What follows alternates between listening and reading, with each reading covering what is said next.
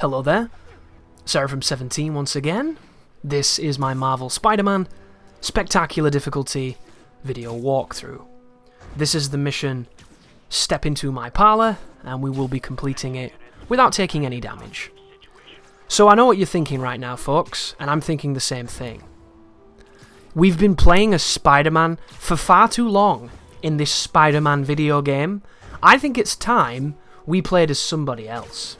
And do you know who that somebody else is going to be? No, it's not Venom. No, it's not Carnage. No, it's not someone cool. It's someone super cool. It's MJ. Again. So, after you've talked to a bunch of people in this room, it's going to make the security guard step forward, and then you can sneak past him and actually do the part of the video game that requires a brain. I can't even begin to tell you guys how much I disagree with these segments. I've already said it. I don't think they add anything to the game.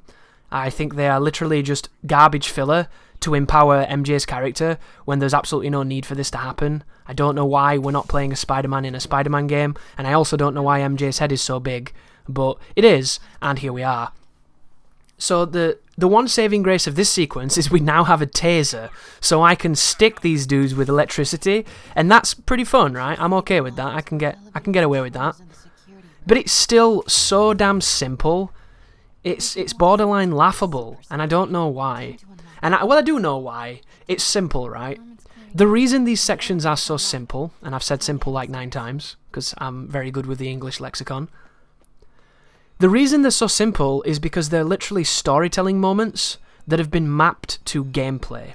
They've been shoehorned into some kind of gaming interactive medium that all this is essentially a cutscene where you have to crouch around with a questionably sized head.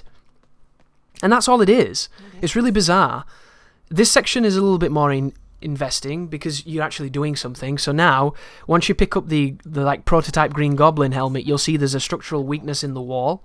Once you've looked at it, you can then go over to the portrait and do the Scooby-Doo technique of finding the hidden access point. Then once you've accessed the point, when you come away from this wall, you need to move towards a dining table that has information on the password for this, which will open up the area that was previously locked, which leads to Harry's bedroom. So if you look at this receipt thing, it triggers the next section, which opens the door to your right. And then once the door opens, you can go and have a look at the picture of Harry's mum, which has the key on it, and then take the key to open Harry's bedroom, and then we can do the puzzle inside of there. For all the stealth parts that you've done, this one is a little bit more involved than some of them, and it has a lot more plot implication because there's a hell of a lot of foreshadowing going on here. Not only is this showing you that Harry's potentially not in Europe, which is kind of obvious, but also it's setting up a whole host of interesting things for potential sequel bait. One of them is that, you know, by doing everything to try and heal Harry, they're going to turn him into some kind of hybrid of the Hobgoblin, or not the Hobgoblin, one of the Goblin guys, right? Because his dad becomes the Green Goblin. I don't know what Harry becomes, but he probably becomes something else.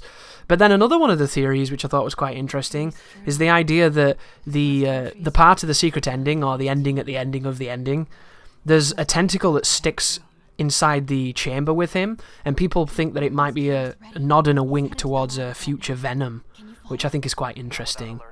Of course, a lot of it is just conjecture, and I read it off of random websites when I was looking for more information on the game. But you never know, right? Even though technically doesn't Venom come from space, but, you know, this Venom could come from a bunch of pharmaceutical drugs.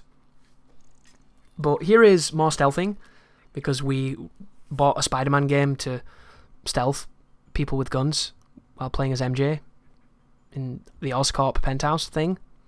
Exactly why I bought the game. I don't know what you're talking about. But use your lure to make people turn around and then stick them with the taser. It's pretty cool, actually. Some of the distractions that you can do in this game are awesome. They work really well. It's just the game never, ever, ever approaches a level of demanding that requires you do it. And look how... This is the hardest difficulty, and that guy gave me that for free. It seems like there's some parameters in the settings here that aren't scaled high enough for what this is meant to be. It really does. And that's, of course, coming from somebody who's looking for difficulty, but I imagine if you're just playing the game for the experience of it, then you'll have no problems with these sections because they're very, very easy, right? They're brainless. And when you're just playing for the sake of playing and having a good time and kind of turning off your brain, then there's nothing wrong with a sequence like this. My problem is I analyze everything because I'm borderline retarded. So I'm always looking at how things work and what you can do with it and how you can exploit it, and then that leads you to the conversation of, well, what does it do well and what does it do badly? And then that leads you to the conversation of, well, what could you do to improve it and how could you make it more beneficial or more interesting or more entertaining? And all of these conversations kind of coalesce into a fundamental sense of disappointment, because I feel like these stealth sections, for as many as there are, they don't really achieve much, they don't really evolve, they don't really do much, and they're not very interesting. And I hate saying this because this game is awesome. By the way, the password is the line of people I just picked then. Change each of those scrolling icons to what the words just said. Pause the video, guys, you'll be able to see it. And then all you have to do is click on the building, and it will do the G27 or wherever she says. It's not the most difficult puzzle. You're all smarter than I am. If I can do it, you can do it.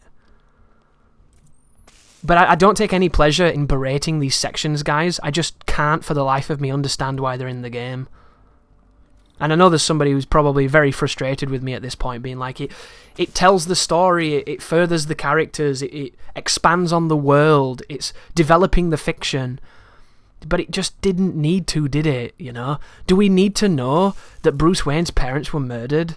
Do we need to know all that information repeatedly in our faces in every movie and every piece of fucking entertainment? No, we don't. Everybody knows that Batman's Batman because his parents got jacked. We want to be Batman. We don't want to be little kid Bruce Wayne crying, because we've already been little kid Bruce Wayne crying in one of those Scarecrow sections, right? But thank you for watching, guys, and I'll see you in the next actual Spider-Man mission. You take care now.